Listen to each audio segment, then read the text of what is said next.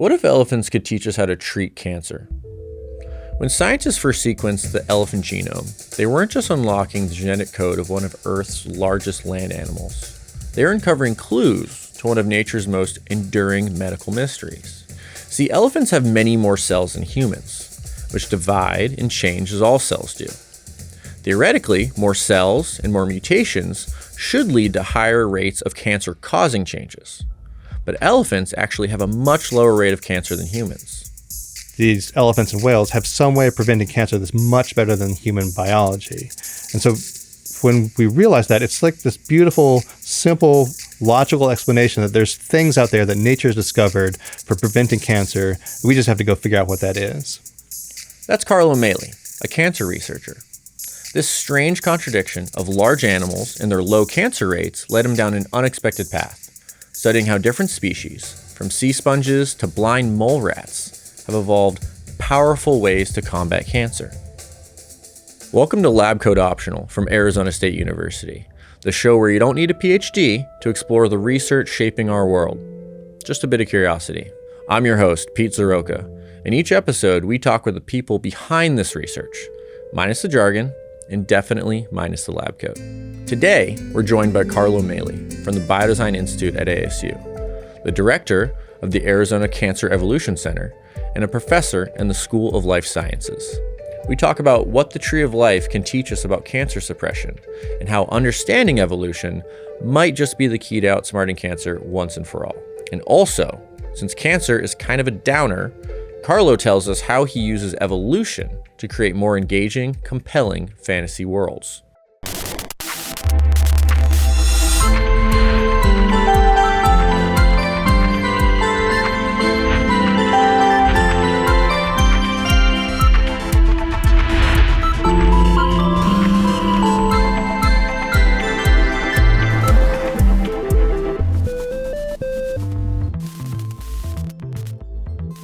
Carlo, welcome to the show. Thank you. Thanks for having me. I wanted to start by you telling me about Peto's paradox. Can you explain what that is and how it informs your work? Sure. This was an interesting observation back in the 70s by Sir Richard Peto, who is famous for figuring out that smoking was causing cancer and got knighted for that. Good thing to figure out. He's Sir Richard. But back in the 70s, he pointed out that a mouse has 1,000 times fewer cells than a human. It only has about a 2-year lifespan if you protect them from predators, about a 9-month lifespan in the wild. So given that any cell in your body, in theory, could become cancer, a mouse with 1,000 times fewer cells should get almost no cancer if it had the same biology as a human. Right. But it turns out they get a lot of cancer. Some strains will get, 90% of them will get cancer. And that's because they don't have the same biology as a human. So that's interesting. It says so there's important differences between species with respect to how likely they are to get cancer. But the really interesting thing is to go the opposite direction. Don't go to smaller animals, go to the larger ones. So an elephant has 100 times more cells than a human. Yeah. A whale has about 1,000 times more cells than a human. And whales can live longer than humans. So applying that same logic, whales and elephants should get a lot more cancer. They should get a ton of cancer. Yeah. But of course, if they have the same biology as a human, they get more cancer. They get cancer before they could ever reproduce. Sure. And so they would have gone extinct. But that's a signal or a hint that natural selection has built in mechanisms into those large, long-lived animals to suppress cancer long enough to reproduce. Okay. So that implies that these elephants and whales have some way of preventing cancer that's much better than human biology. And so when we realize that, it's like this beautiful, simple, logical explanation that there's things out there that nature's discovered for preventing cancer. We just have to go figure out what that is. Right. And so you've said before that nature's discovered how to suppress cancer 12 times in large animals. At least, yeah. Or large mammals, I should say. Elephants, for instance, they do so with apoptosis.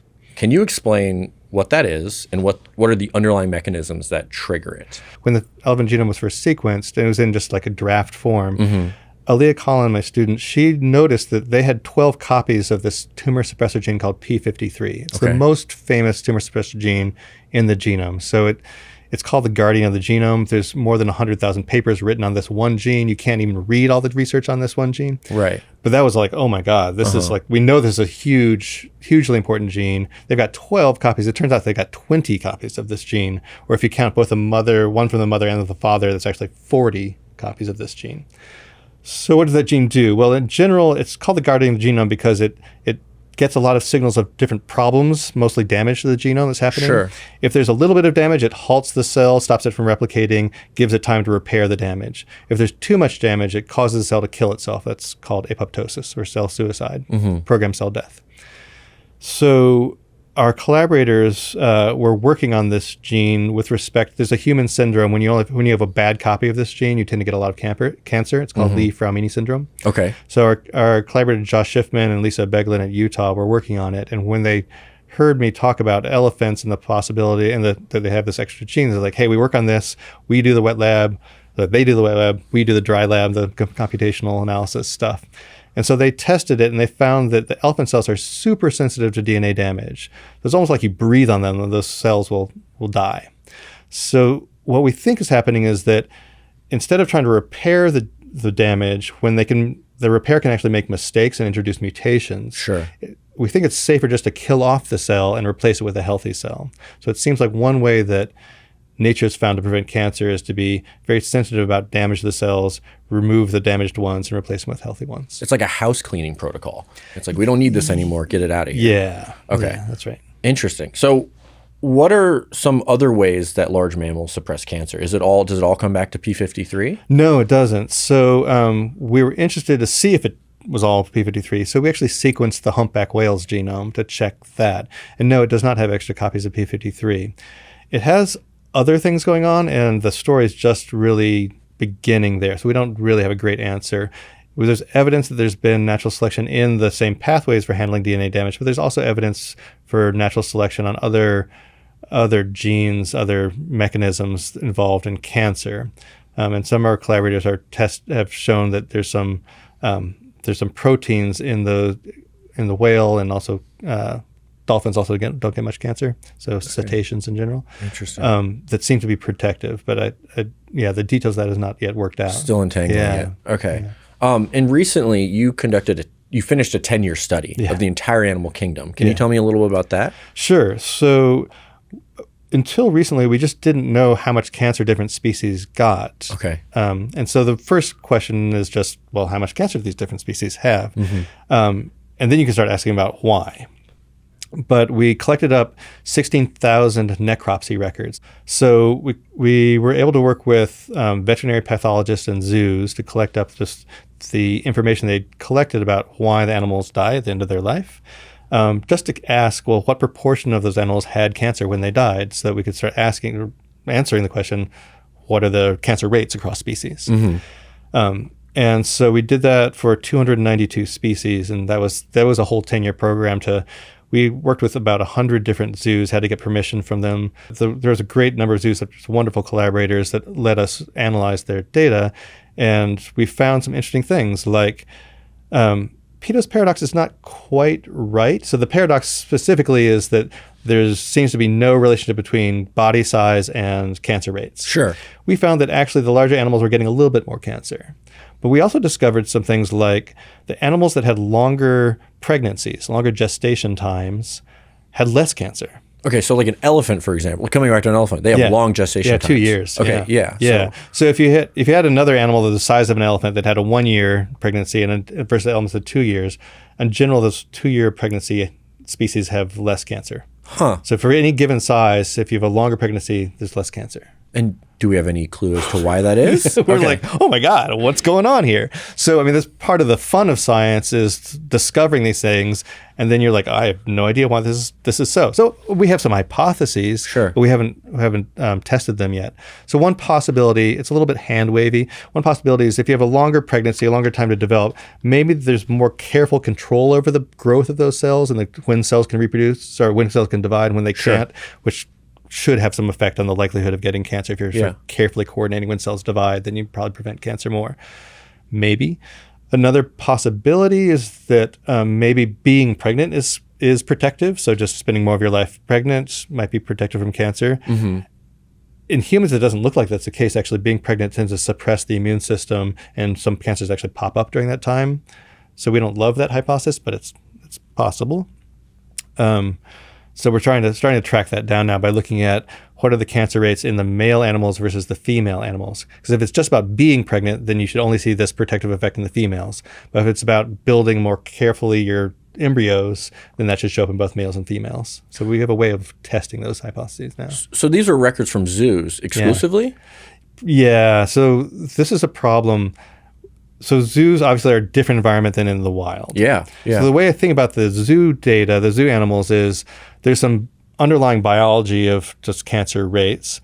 And then there's this weird environment that they're in that may suppress some cancers or may increase other cancers. It's a little bit like humans. Like we don't live in the environment we evolved in. So our underlying biology is probably one for being a hunter-gatherer in Africa, right? But now white people live in Arizona, and we get a lot of skin cancer because of that, right? So it's called a mismatch hypothesis in evolutionary medicine, that there's a mismatch between the environments we evolved in and what we live in now. Yeah. The animals sort of have the same thing in the zoo. So they're protected from predators, they're getting veterinary care, a little bit like humans are getting medical care, and we're protected from predators. So in some sense, maybe zoo animals are pretty good models for what's happening in humans. Oh, that makes sense. But there is this issue of a skewing of what the biology would do in the wild versus in the zoos. It's not just large animals that are resilient to cancer, as we've established. Right. I don't know how big a black-footed penguin is, but I know it's a lot smaller than a it's smaller than a human. Yeah.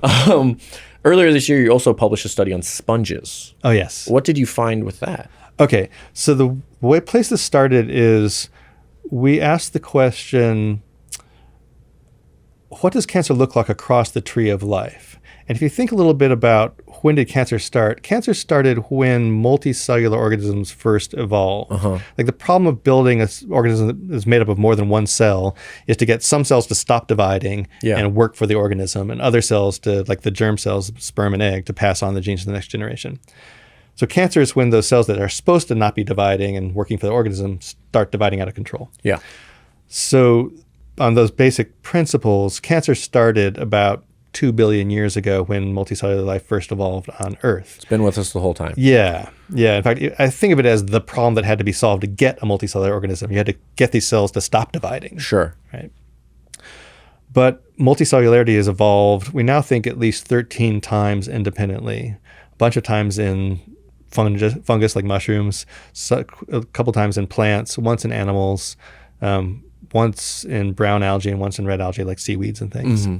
So given that cancer was the problem to be solved for multicellularity, we asked, well, cancer must be a problem for all these organisms. So what does cancer look like in a seaweed? What does it look like in a plant? Do they have it? Yeah. And so we published a review of what cancer looks like. And you can see in plants, you can see it like in a crested cactus, the tips of the cactus are growing out of control and causing this crest. We think that's a cancer. So one of our projects is actually to test that. It looks like a Lovecraftian horror. Yeah. I love those things. They're beautiful, actually. But they're really rare because they're happening from a spontaneous mutation. They aren't part of the germline, they're part of the sperm, the pollen or the flowers of the cactus. When we did the survey, we noticed among the animal tree, there were a bunch of branches on the animal tree. There have been no reports of cancer. Like in sponges, no reports of cancer in sponges. So we said, well, there's two major hypotheses for why that might be. The most likely hypothesis, nobody cares about sponges and has bothered to look, right? So the literature on sponges is quite small compared to the literature on humans, right? The number of studies. So, or there's something special about sponges that makes them really resistant to cancer. So I had a research scientist at the time, Angelo Fortunato, who was really good and interested in developing new model systems, new species to study that we can study in the lab. So we grew some sponges in the lab. We had to figure out how to grow them because very few people study them, so it's not really clear. And then we asked, well, did they get cancer? So we exposed them to some radiation, some X-ray radiation that will normally cause cancer, and didn't see anything. And for scale here, you should understand that 6 grays of X-ray radiation is lethal for a human. Okay. 10 grays is lethal for a mouse. Okay. So we hit them with 10 grays, nothing happened. We ratcheted up 100 grays of radiation, nothing happened. We maxed out the machine at 600 grays of radiation. We could not kill, let alone give cancer to these sponges.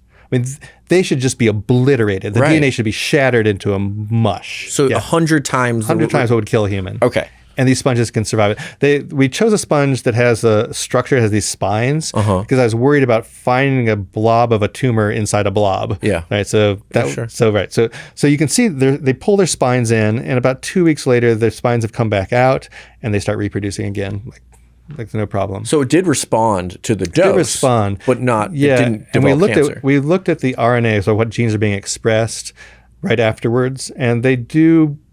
Turn on genes for repairing their DNA, but not dramatically. And we did an old school measurement to see how many cells are showing evidence of breaking their DNA, shattering their DNA. It's called a COMET assay. And when you do this, you sort of put the cells on a gel and you run an electrical field across it. And if the cells have shattered DNA, the pieces of DNA come out of the cell and it makes this a comet tail, which is why it's called COMET. That assay showed that only 8% of the cells in these sponges were getting their DNA damaged. 8%. Yeah. So it's not that their DNA is getting shattered and they're stitching it back together, which some organisms will do, like I believe tardigrades and radiodurans, this radiodurable bacteria does. These sponges are protecting their DNA somehow. They got this superpower. There must be some way that they're preventing the DNA from getting damaged in the first place. And so my dream then is to figure that out and maybe develop ways of protecting our astronauts when they go into space, or plants and animals that we put into space, or people that are cleaning nuclear reactors or dealing with the nuclear reactive waste. Or X-ray techs. Yeah, people who are exposed to low doses. Repeatedly. Everybody. Maybe there's some kind of sunblock that we could build from it. Yeah, these sponges are amazing. I mean, they just shrug this stuff off. Wow. Okay. So that's an unlikely place to look for cancer resistance. Right. You've also been looking in some other unlikely places for how to apply strategies to oncology, one of which being pest management strategies. What can we learn from farmers to treat cancer? Let me back up a step. So to understand our biggest problem in cancer is that when you treat a cancer with a drug, it often shrinks, but then it comes back. That's what we see. Like, a matter of months or years later, it recurs.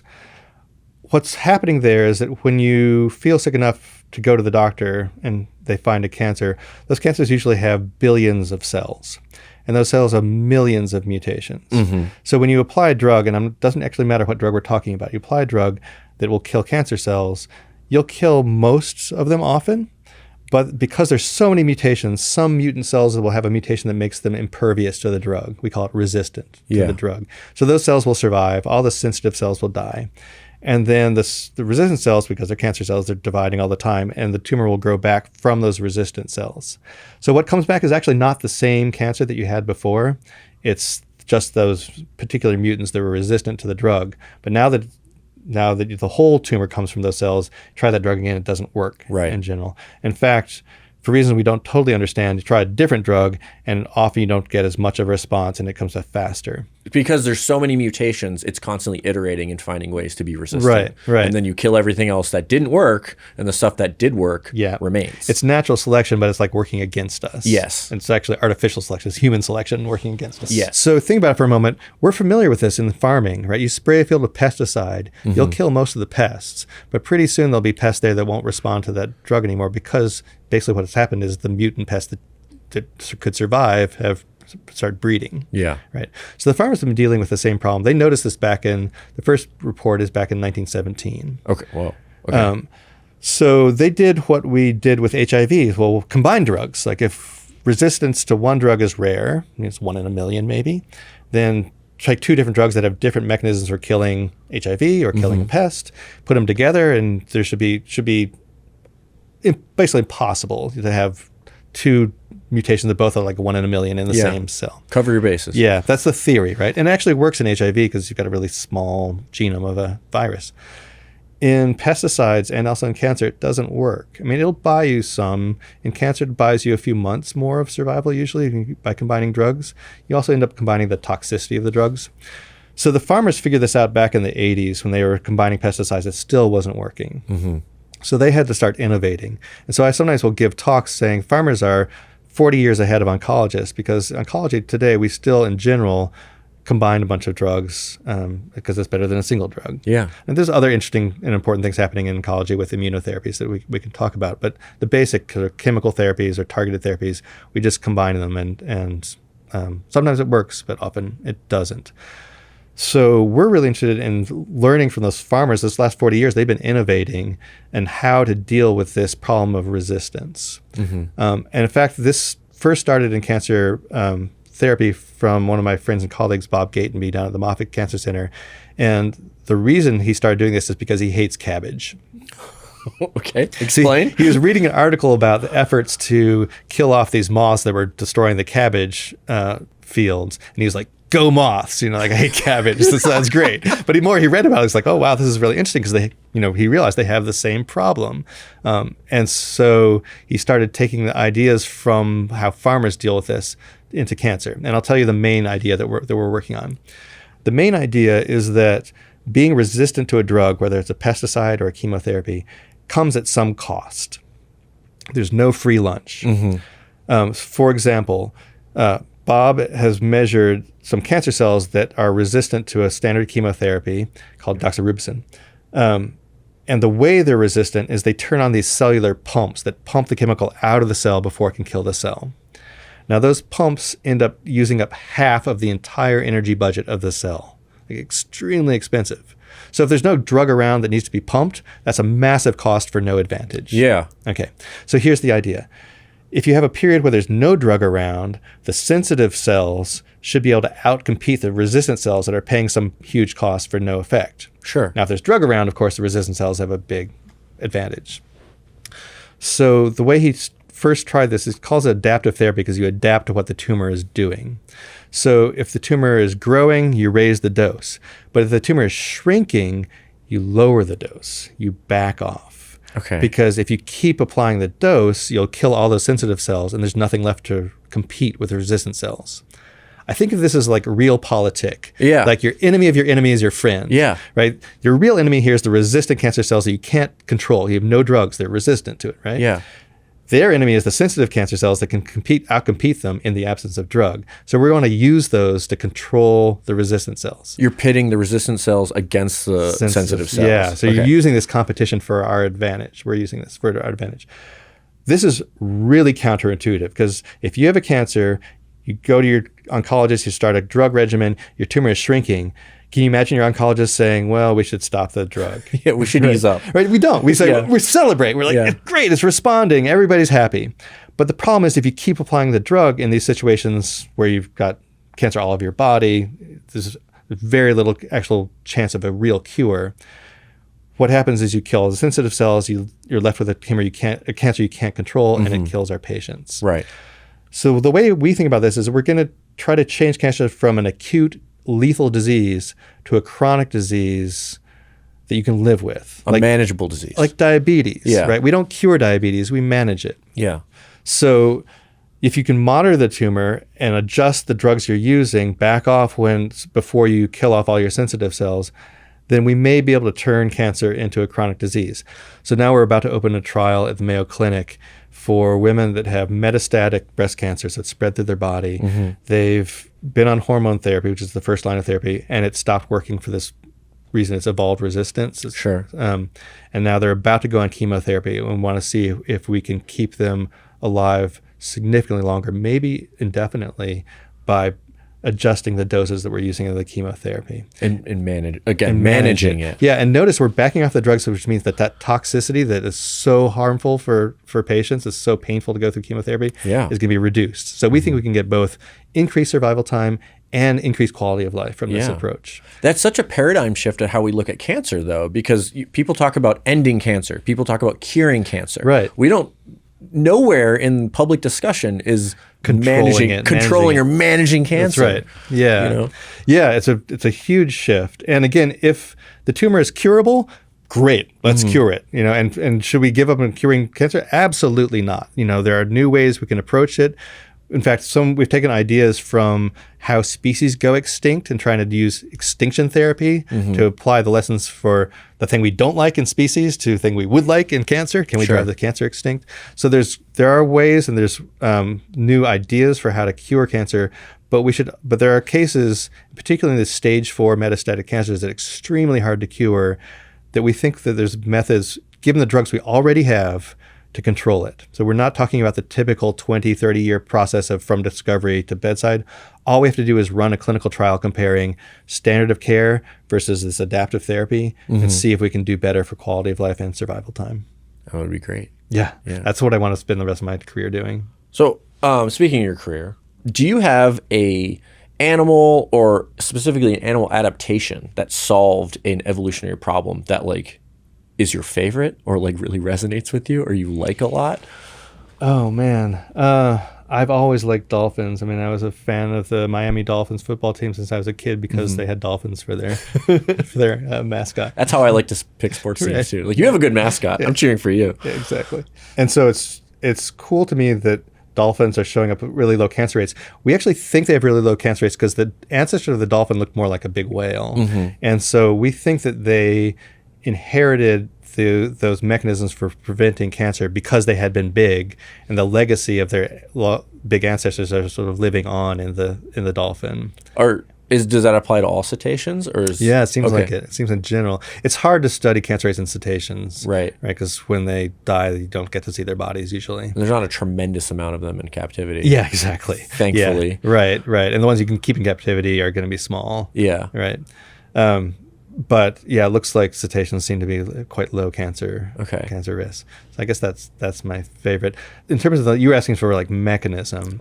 I mean broadly, you know, like is there any? Yeah. So some of our colleagues, Vera Gorbanova and Andrei Solunov at University of Rochester, found that blind mole rats. You might have heard of naked mole rats. Blind mole rats, not closely related at all, but also really low cancer rates. And they almost use this nuclear option to prevent cancer. So when the cells get damaged, they trigger a necrotic response where the whole area around the cells dies. So that's a lot more extreme than just cell death. Yeah. Okay. It's like all the neighbors die also. Yeah. That's bizarre. But it's a nuke it, like you said, the nuclear option. It's the only way to be sure is to nuke it from orbit. Exactly. It's best Aliens movie. How does that all relate to Dungeons and Dragons? Yeah, thanks for bringing that up. This started when I was teaching. I teach evolution and ecology here at ASU as well as cancer stuff. And there's an area of evolution that we're using in our cancer work called life history theory. Okay. We've sort of touched on it. Yeah. So life history theory is the idea that there's patterns in the ecology of organisms. Some have a sort of live fast, die young strategy like mice. And some have a grow slow, grow old strategy like elephants, right? And humans are more on that what we call slow life history strategy. But there's a lot of different characteristics that are all correlated. So largeness, long lifespan, few offspring, lots of parental investment in those few offspring. Those are the slow life history strategy characteristics. On the opposite ends, you get the opposite of those. Mice, short lifespan. They get to reproductive age really quickly. They produce tons of offspring, not much investment in any one offspring. And it's not like one is better than another. It depends on their ecology. Sure. So if you've got a lot of predators around, like mice do, there's no point trying to build a body that's going to last 100 years because you're getting, on average, wild mice get killed after 9 months. So if you're going to leave your genes to the next generation, you got to get to sexual maturity fast and produce a lot of offspring for any of them to survive. Numbers game. Yeah. And it's not just a one-dimensional thing. Like trees produce tons of seeds, right? But they'll live a really long time. So there's interesting variations here. But when I was teaching about this, I'd show the students these correlated behaviors or characteristics. And then one way I started teaching it was through Tolkien's species. I say, well, let's look at elves and dwarves in Lord of the Rings. We know some things from what Tolkien told us about them. First of all, what do we know? So I told him what we know from the writings. But then what did Tolkien never tell us, but we can infer from life history theory? So orcs probably have a very short lifespan because they're so violent. A lot of them die. So they probably produce a bunch of orclings. Yeah. Right. But you never see a baby orc in Tolkien's work. No. In fact, you don't think you see any female orcs in general.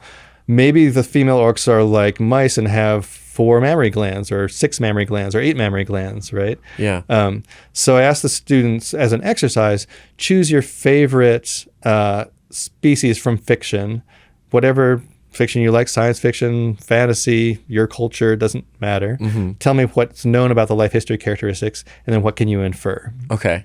And the students like that, and I think it's a really good way to think about it and It's learn a great this stuff. exercise. Yeah, because it gets you the things you love, right? And uses those things. So we actually published a paper. I had started building a D&D campaign around these life history theory ideas. Like, what if the orcs and goblins exterminated all the elves and dwarves and humans, and so they no longer had any natural enemies? Okay. They would start evolving slower life history. Yeah. Cultures and biology.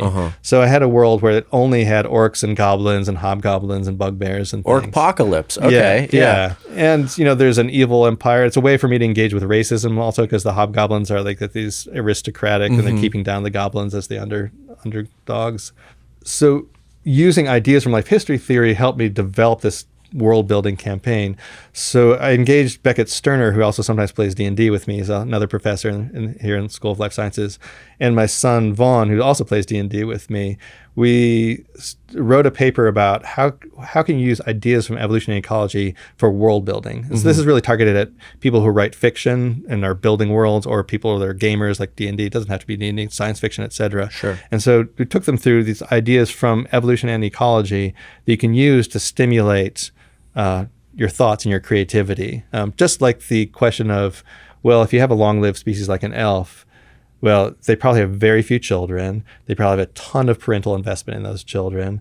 They're probably pretty nervous about going to battle because that's a big investment, right? Yeah. In a long life. So I think some things about you see in Tolkien might be unrealistic from that point of view, but it can help you also develop things about culture in your world. So I find it really fun and engaging. We just published this paper about how to use those ideas. It actually led us into questions like, can evil evolve? Would you ever get evil? And that makes you ask, well, what is evil? If it's just being Machiavellian and manipulating others to get your ends, sure. But if it's like causing suffering for no benefit to you, it's not clear you'd ever get that by natural selection. No. Well, I mean, in terms of manipulation, like you see that all throughout nature, right? Animals manipulate other animals for different reasons. But on the flip side, you see tons of cooperation. And in fact, so one of the infamous species in D&D are kobolds. These little reptilian guys, and they're really weak, and they only work through having mass hordes of kobolds.